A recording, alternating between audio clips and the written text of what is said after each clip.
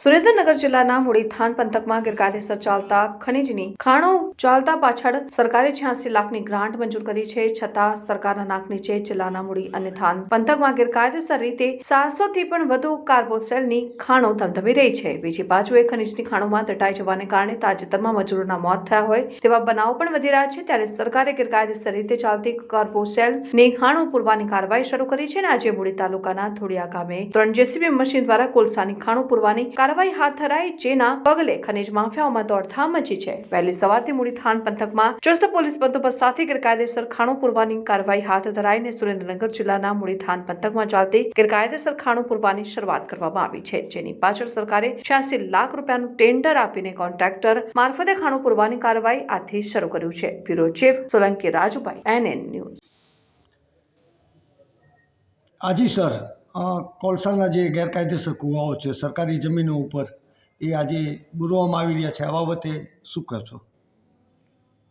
સુરેન્દ્રનગર જિલ્લામાં છેલ્લા ઘણા સમયથી ખાણ ખનીજ પોલીસ અને બીજા ડિપાર્ટમેન્ટની સહિયારી કામગીરીથી ઘણી સારી ઝુંબેશ કરી અને આવું ગેરકાયદેસર કામગીરી અટકાવેલ છે।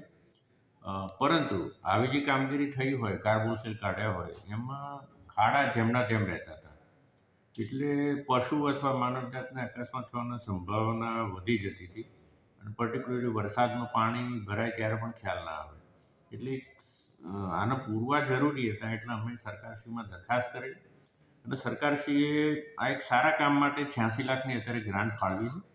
એના માટે અમે ટેન્ડર અપલોડ કર્યું હતું। ટેન્ડરમાં જે એજન્સી આવી છે ને પૂરતા પોલીસ બંદોબસ્ત સાથે કામગીરી આ ખાડા પૂરવાની ચાલુ કરી છે, ગઈ 20/12/23થી ચાલુ કરી છે।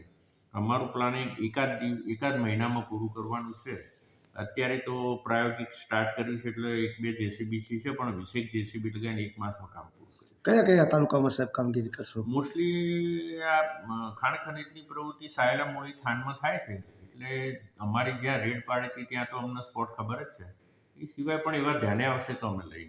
સાહેબ, આ ટેન્ડર 3 મહિનાથી કોઈ ઉપાડતા નહોતા, આજે કઈ એજન્સી દ્વારા કામ કરવામાં આવ્યું? કોઈ એજન્સી નક્કી થઈ? એજન્સી નક્કી થઈ છે, એને અપલોડ કામગીરી પણ આપણે